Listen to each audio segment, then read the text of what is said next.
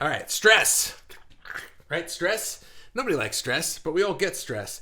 And I wanted to talk about this today because I've been reading books by Dr. Joe Dispenza. If you don't know who he is, look him up. He's awesome. And so I'm reading a book called Breaking the Habit of Being Yourself, or Break the Habit of Being Yourself right now. And he was talking about stress being the opposite of creation. And I was like, wow, that's pretty amazing, because here we are in this group talking about creation, and I keep saying that being an artist is like this secret weapon that we have to express ourselves and to basically reduce stress, right? Stress is the enemy of life. Stress is like the thing that it happens and it's natural, but I think with human beings, especially in this 24-hour news, political elections and all of this stuff, coronavirus, I think there's an unnatural amount of stress, and the way that we react to stress is also really not natural. It's not done by any other animal. He was explaining in the book. I'm going to just explain it real quick. When you see like an animal in the jungle, right? When an animal in the jungle sees a tiger or senses a tiger is coming after it, the animal goes into fight or flight mode. We all know this, right? Fight or flight. And then so the animal's not going to fight a tiger. So what does it do? It runs, right? So the animal is now running away. So assuming that the tiger doesn't get it and eat it, because then the story's over. So let's pretend this animal gets away. This animal gets away and the tiger has to go find something else to eat. So now what happens is after about 15 or 20 minutes, the fight or flight stuff in this animal calms down, and the animal goes back to homeostasis and forgets about the whole thing. Doesn't like go and tell all his friends, hey, I just got chased by an animal, by a tiger, right? Isn't worried about it every day for the rest of his life about that time I almost got killed by a tiger, oh my god. Nah, 15, 20 minutes later, it's over. It just goes right back to doing what it does. That's it. The whole thing's over. Now, I mean, you and I hopefully have never been chased by a tiger. I know I have not, luckily. But if you have, probably you'd be talking about it like all the time, right? But even worse than that is there are things that aren't even nearly as bad as getting chased by a tiger that we just can't get out of our heads. Case in point, we had a hurricane here a couple months ago, and I had an argument with my next door neighbor over a tree branch. It was not a big deal. But man, I mean, for days and days and days, this guy is pissing me off. It's like, what the heck, right? It's not nothing was trying to kill me and eat me. And, but here it was, it just becomes this thing where suddenly now I am consumed by this annoyance, or maybe it's even more than annoying. Maybe it's a really stressful problem. There could be, especially, for those of us who are entrepreneurs, or even if you're not, money can be an issue. Health can be an issue. There could be anything that you're constantly nervous or worried about. And so what happens is when we think about it, or when something happens, we go into fight or flight mode, except unlike that animal in the jungle that ran away fast enough from the tiger, we might get away from it, but now what happens is we're constantly remembering it and living in the past and allowing it to control us. Or when we think about like, oh, that thing's coming up again, or I got to pay that bill, or I got to go to the doctor, and what if there's bad news, or anything, then now we're living in the future, creating worst case scenarios based on that event. We never get out of fight or flight, or we do for a little while, but then we go right back into it, and we're constantly going into fight or flight mode without anything actually happening. Nothing's actually happening. We're just making it up in our head. And we're the only animal that does that. No other animal makes up scenarios in their heads and then literally stresses out about it. Nothing. Just humans. Whatever. So clearly there are lots of things that you could do to relieve stress, right? You can meditate, you can exercise, lots of things that like doctors will say, do this, do that, eat better, and talk to friends, have break the pattern of your life so that you're not constantly doing the same thing all the time. But what struck me is how he said in his book that stress is the opposite of creation. And I was like, man, once again, here we are as artists. We have this secret weapon. That might not be the best word for it, but it kind of is battling stress, right? Because he said that when he writes, he gets in this creative zone where now he's like in the flow of it, and the stress goes away. And the more that you can do something like that, the more that you can break the habit of going into fight or flight mode. So I was thinking, because I've been saying recently, just yesterday I was doing the Daily Fuel about how, this thing we want to do, we need to practice it all the time. Well, we can practice it with this in mind as well.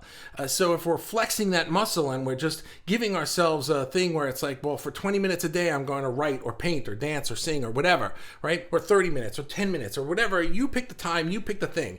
But you know what I'm saying.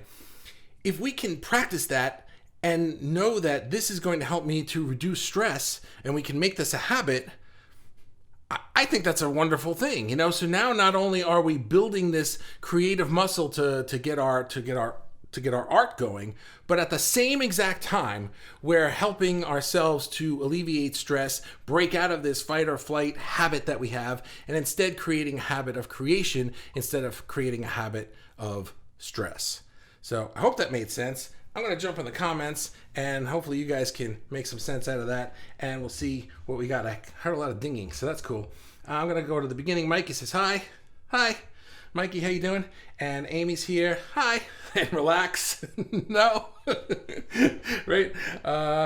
Yay, I made it to a live, says Victoria. Hello, Victoria. How are you? And Ray is here. Hello, Ray.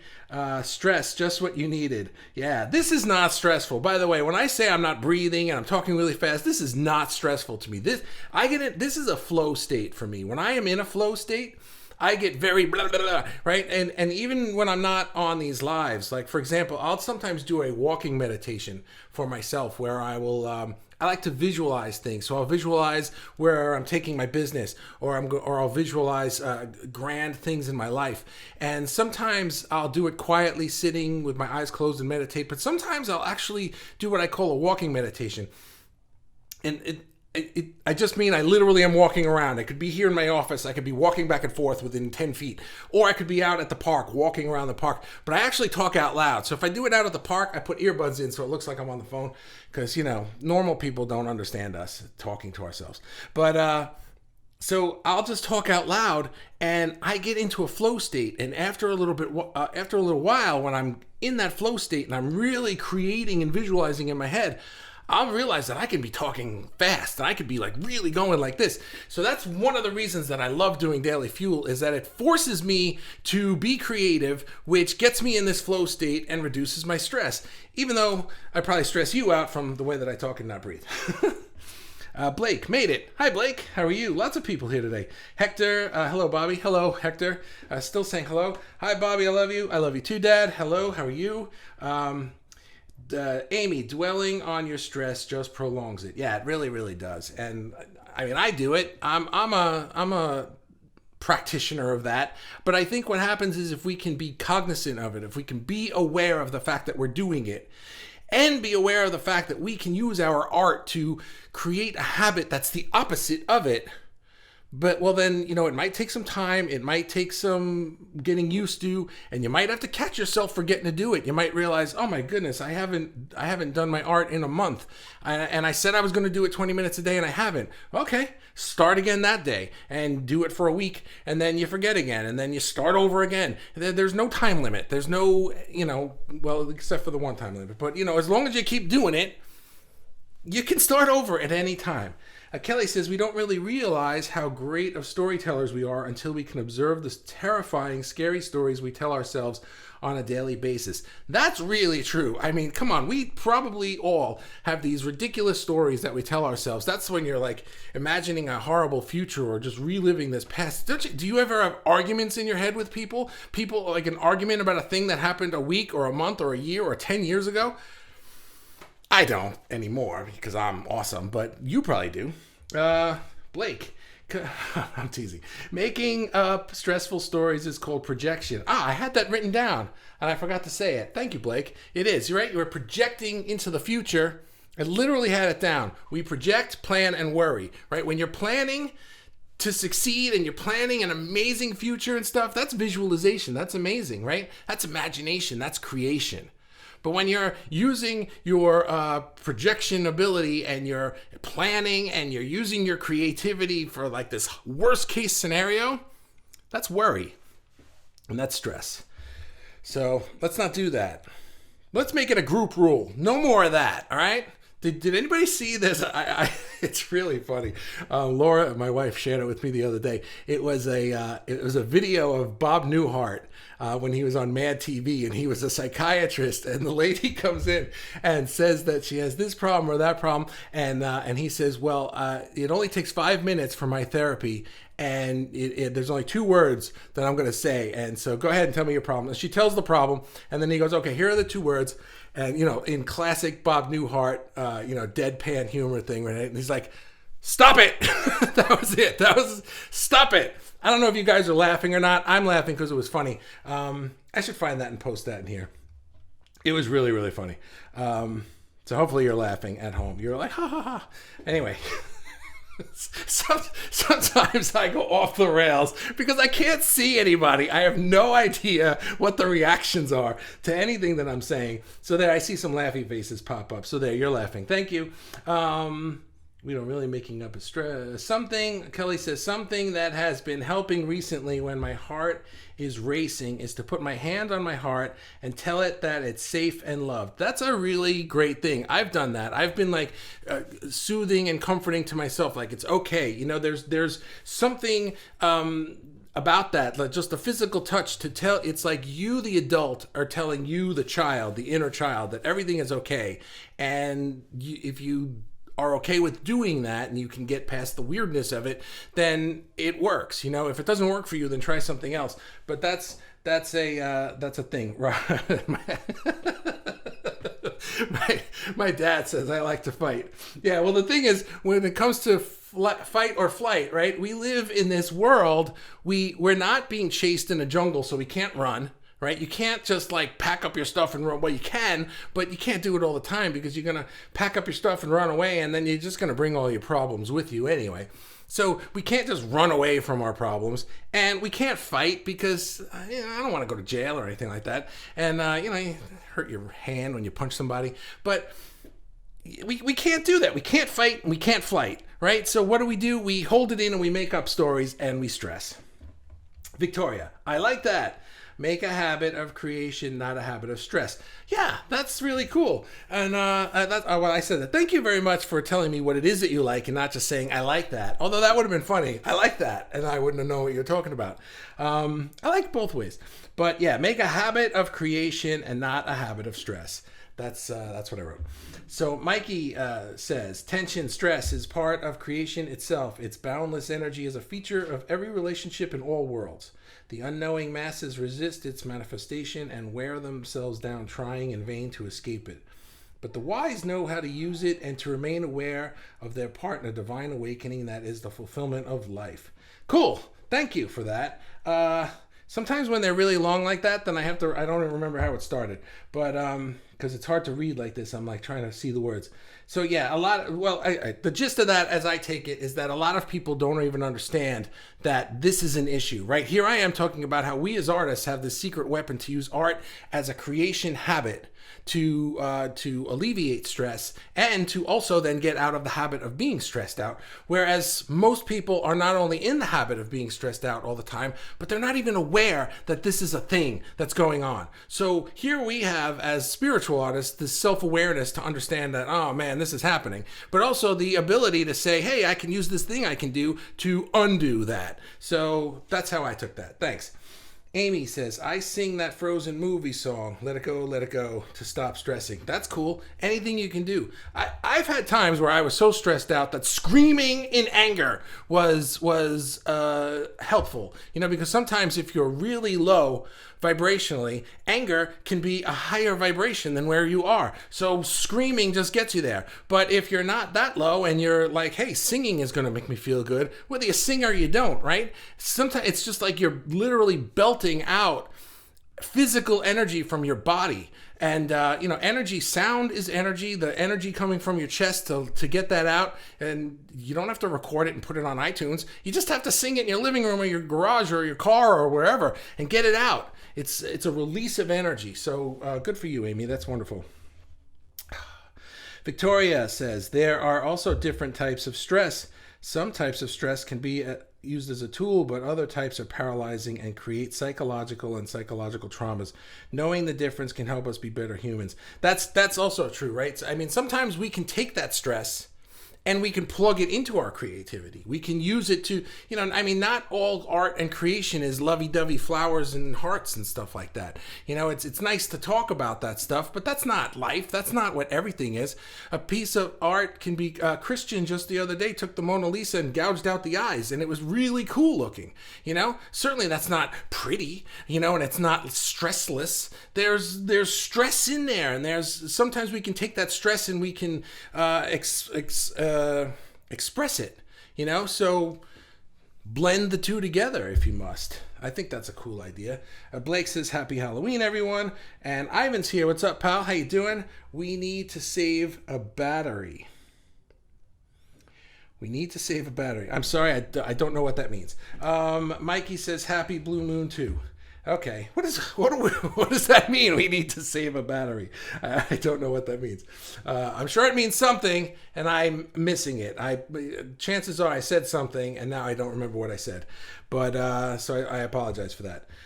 All right. It's always funny to me. Sometimes on Fridays there aren't that many people here. Yesterday there was like no comments, and the thing was over in 5 minutes. And then other days there's like 1 million people, and the comments just never stop. For stress, massage is best. We need to save a battery for stress massage. Okay, I'm sorry. I'm not getting it. It's a text thing. I'm not getting the context, and I apologize for that. And my sister is here. She says hi. Hi.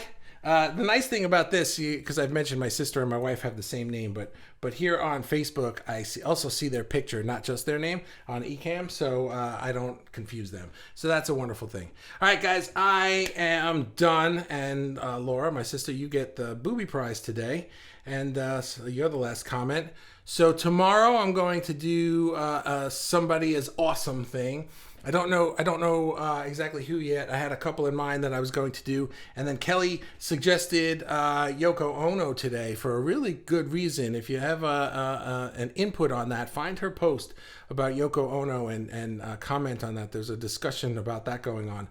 And so she'll probably be on the list at some point. But what do you call it?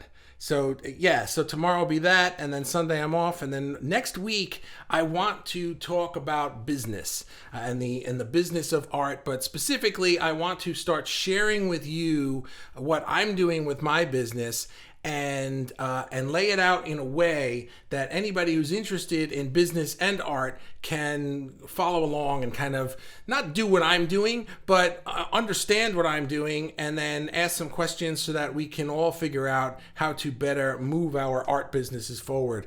And if you're not in the business of art, it'll still be interesting stuff because it'll still be about creation and following your dreams and your passion and your vision and all that stuff. But I'm going to be putting it in the context of specific business stuff, and I'm thinking of doing that next week for a couple of daily feels. Maybe not every single day, but a few of them, because I'm doing some new stuff that I'm really excited about, and I'm just about ready to share it with everybody. So and my dad says hi to my sister.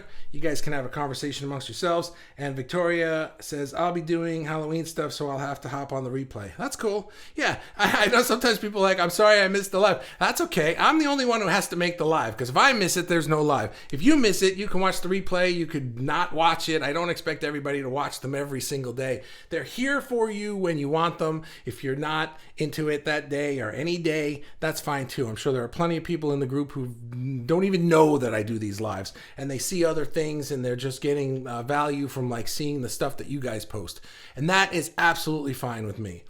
So all right, guys, I'm going to say thank you for your time and everybody's comments today, and that's it. I'm going to go, and I binged you yesterday. Yeah, I saw that. That was cool. That was cool. All right, guys, thanks so much. It takes me 10 years to say goodbye. What did I do? My screen just went blank. Great. Hang on. All right, good. It's back. Sometimes I move my mouse and my whole screen goes blank, and now my mouse won't move. All right, I'm really leaving now. Goodbye.